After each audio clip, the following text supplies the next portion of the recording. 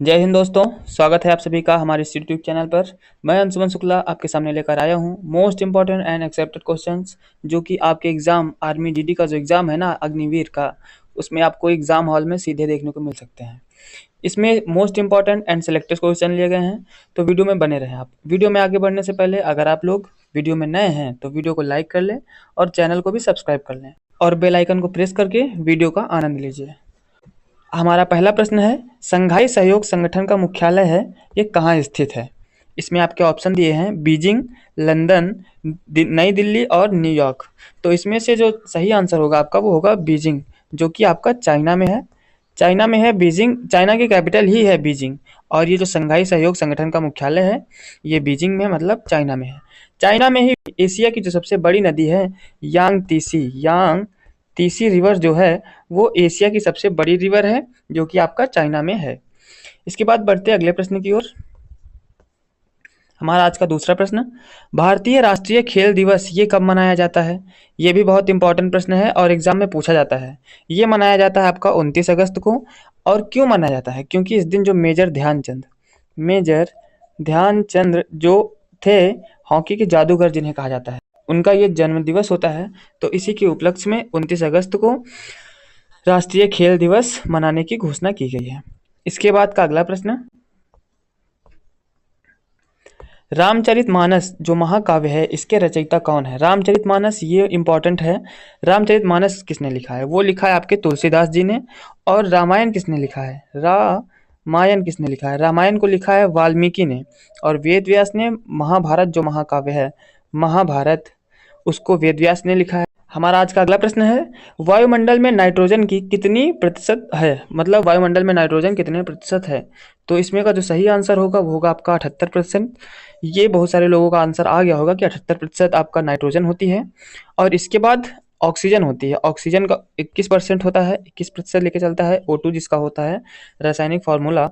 और 50% ये तो कुछ नहीं है।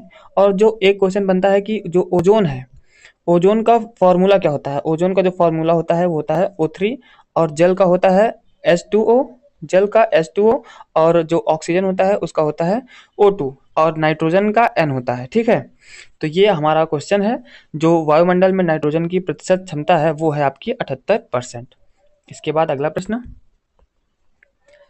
अंतरराष्ट्रीय ओजोन दिवस, ये आ भी गया प्रश्न। ओजोन सबसे पहले जानते हैं किस लेयर में पाए जाते हैं? हमारे मतलब एटमॉस्फेयर में 5 लेयर हैं।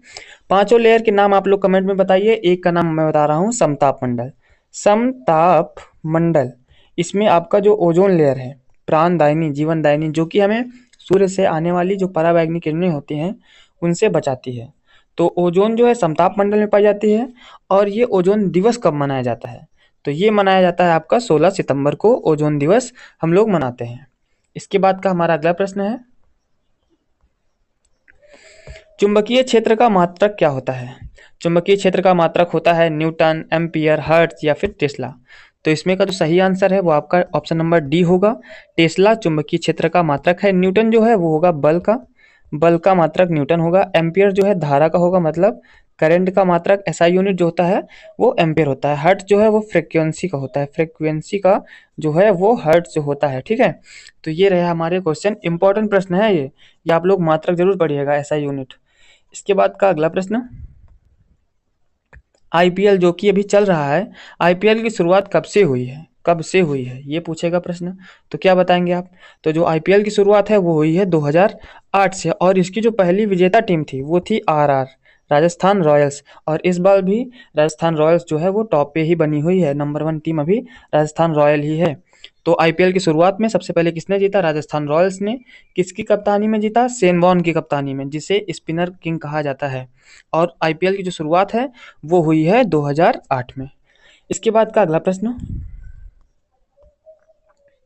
विश्व का जो सबसे बड़ा महाद्वीप है, कॉन्टिनेंट है, वो कौन सा है? वो एशिया, अफ्रीका, ऑस्ट्रेलिया या फिर यूरोप? तो जो एशिया है वो हमारा विश्व का सबसे बड़ा महाद्वीप है, कॉन्टिनेंट है। और जो अफ्रीका है वो हमारा सेकेंड लार्जेस्ट कॉन्टिनेंट है। ऑस्ट्रेलिया ये हमारा सबसे छोटा, मतलब 7वां है, 7वें नंबर पे ये होगा। और जो यूरोप है, यूरोप का नंबर कितने नंबर पे होता है? सबसे पहले होता है हमारा एशिया, फिर अफ्रीका, फिर नॉर्थ अमेरिका, फिर साउथ अमेरिका, उसके बाद अंटार्कटिका, फिर उसके बाद यूरोप। 6वें नंबर पे हमारा यूरोप आता है और 7वें नंबर पे ऑस्ट्रेलिया। इसके बाद का हमारा अगला प्रश्न, राज्यसभा का पदेन सभापति कौन होता है? ये भी महत्वपूर्ण प्रश्न है कि राज्यसभा का पदेन सभापति कौन होता है। मोस्ट इंपॉर्टेंट प्रश्न है, इसको आप लोग टिक कर लीजिएगा, ठीक है। इसका आंसर होगा उपराष्ट्रपति। उपराष्ट्रपति जो है वो राज्यसभा के पदेन सभापति होते हैं। और उपराष्ट्रपति अभी कौन है भारत के? वो हैं जगदीप धनखड़। जगदीप धनखड़, इंपॉर्टेंट प्रश्न है ये भी। जगदीप धनखड़ जो हैं भारत के वाइस प्रेसिडेंट हैं और ये जो राज्यसभा होती है उसके पदेन अध्यक्ष भी यही होते हैं। राज्यसभा का कार्यकाल पूछ लिया जाता है बीच बीच में। राज्यसभा का कार्यकाल कितना होता है? वो होता है 6 वर्ष का राज्यसभा का होता है और लोकसभा का 5 वर्ष का होता है।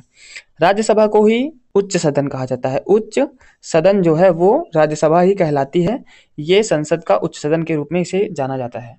इसके बाद का अगला प्रश्न, फुटबॉल मैच की समयावधि कितनी होती है? मतलब कितने समय में ये पूरा करना होता है, इसका एक टाइम निर्धारित होता है। 80 मिनट, 90 मिनट, 70 मिनट या फिर 60 मिनट। तो इसका जो राइट आंसर होगा ऑप्शन नंबर ए, 90 मिनट में आपको ये पूरा गेम खत्म किया जाता है। ये आपका फिक्स टाइम होता है। इसके बाद का हमारा अगला प्रश्न, भारतीय राष्ट्रीय चिन्ह को कब अपनाया गया? Most important and accepted question है कि भारतीय राष्ट्रीय चिन्ह को कब अपनाया गया। भारतीय राष्ट्रीय चिन्ह कौन सा है? वो है अशोक की लाट जो है ना, अशोक स्तंभ से जो लिया गया है, इसको सम्राट अशोक ने बनवाया था, वही हमारा राष्ट्रीय चिन्ह है। ये कहाँ से लिया गया है, मतलब कब अपनाया गया है? वो अपनाया गया है 1950 को। 26 जनवरी 1950 को जो है वो हमारा राष्ट्रीय चिन्ह अपनाया गया था। 26 नवंबर 1949 को जो हमारा कॉन्स्टिट्यूशन है वो बन के तैयार हो गया था। इसीलिए हम कॉन्स्टिट्यूशन डे कब मनाते हैं? 26 नवंबर को कॉन्स्टिट्यूशन डे मनाया जाता है। 1947 15 अगस्त 1947 को हमारा देश आज़ाद हुआ था। इसके बाद का अगला प्रश्न, भाई मैं अपनी तरफ से पूरी कोशिश कर रहा हूँ आपको बेस्ट कंटेंट देने की, तो आप लोग वीडियो में ज़रूर बने रहें और वीडियो को लाइक भी करते चलें, ठीक है, साथ साथ। इसके बाद का अगला प्रश्न है, भारत में मतदान की आयु जो है 21 वर्ष से घटाकर 18 वर्ष कब की गई? पहले हमारी मतदान करने की आयु कितने वर्ष थी? 21 वर्ष थी, लेकिन अभी कितनी है? वो है 18 वर्ष, जिसे 61वें संविधान संशोधन में चेंज कर दिया गया था। और ये कब किया गया 61वां संविधान संशोधन?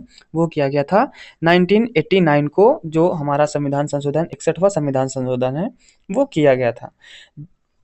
और क्यों किया गया था? क्योंकि जो 21 वर्ष की आयु थी उसको घटा करके 18 वर्ष करना था मतदान करने के लिए। इसके बाद का अगला प्रश्न, पृथ्वी पर उपस्थित सबसे बड़ा महासागर है वह कौन सा महासागर है?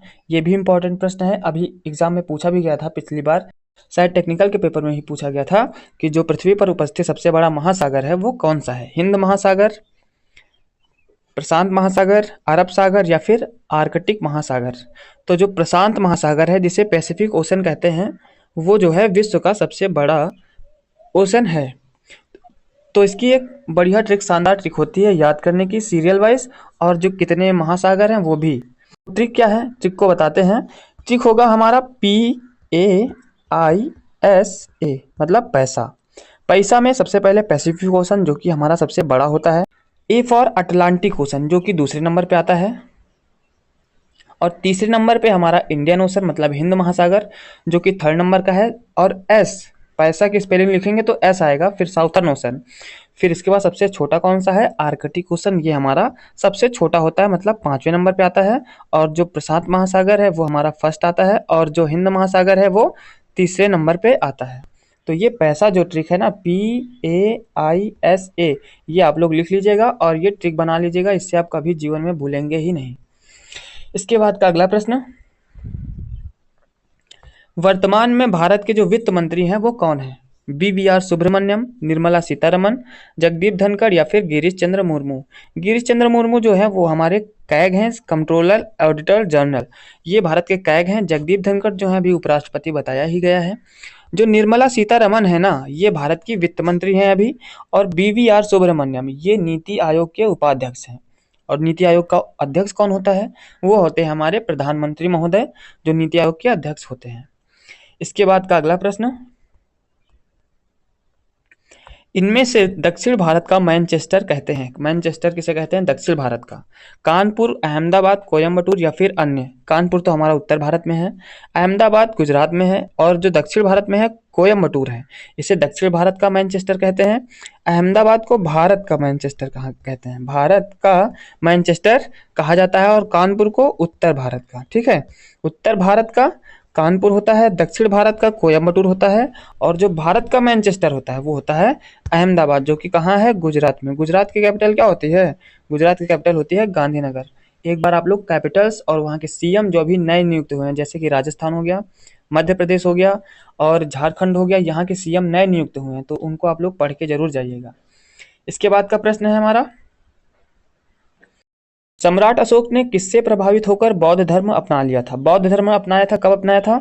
261 बीसी को इन्होंने बौद्ध धर्म अपनाया था। और किससे प्रभावित होकर के अपनाया था? वो अपनाया था उपगुप्त से प्रभावित होकर के, क्योंकि जो विष्णुगुप्त हैं ये तो चाणक्य का एक नाम ही है, चाणक्य का एक नाम है। उपगुप्त, कौटिल्य और चाणक्य, ये चाणक्य के 3 नाम हैं। चंद्रगुप्त प्रथम जो है वो मौर्य डायनेस्टी जो थी उसके संस्थापक थे चंद्रगुप्त प्रथम, और चंद्रगुप्त द्वितीय जो थे वो विक्रमादित्य के नाम से प्रचलित हुए हैं। तो इसका राइट आंसर उपगुप्त जो है उनसे प्रभावित होकर 261 बीसी में कलिंग के युद्ध में, कौन से युद्ध था? कलिंग का युद्ध जो था, इसी युद्ध के बाद सम्राट अशोक ने जो है वो बौद्ध धर्म अपना लिया था। तो जो हमारे मोस्ट इंपॉर्टेंट क्वेश्चन थे वो हो गए कंप्लीट। तो भाई आप लोग के लिए इतनी मेहनत की जाती है, आज से मिला करके 4 दिन ही बचे हैं ना, 19, 20, 21, 22 को आपका पेपर ही है। तो तैयारी भयंकर लेवल पे कीजिए, ठीक है, ताकि जो क्वेश्चन पेपर जब आपके सामने आपकी स्क्रीन पे आए ना, तो ये नहीं हो कि यार ये हम अगर थोड़ा सा वो पढ़ लेते तो ये क्वेश्चन हमें आ जाता। ये बोलने का मौका खुद को बिल्कुल नहीं देना है, आपको मन लगा के पढ़ना है। और 60 नंबर का जो वेटेज है इसमें 50 प्लस की गारंटी हमारी है, 50 प्लस आपको जीके में दिलाना है। और इस बार फिर इसके बाद पेपर के बाद रेस की तैयारी आप लोग करना स्टार्ट कीजिए, रनिंग की। ठीक है, तो मिलते हैं अगली वीडियो में। और हाँ, वीडियो में अगर नए थे आप लोग तो वीडियो को लाइक करके चैनल को भी सब्सक्राइब कर लीजिएगा, ताकि जो आने वाली वीडियोज़ हैं उनका नोटिफिकेशन आप तक पहुँच सके। जय हिंद, जय भारत।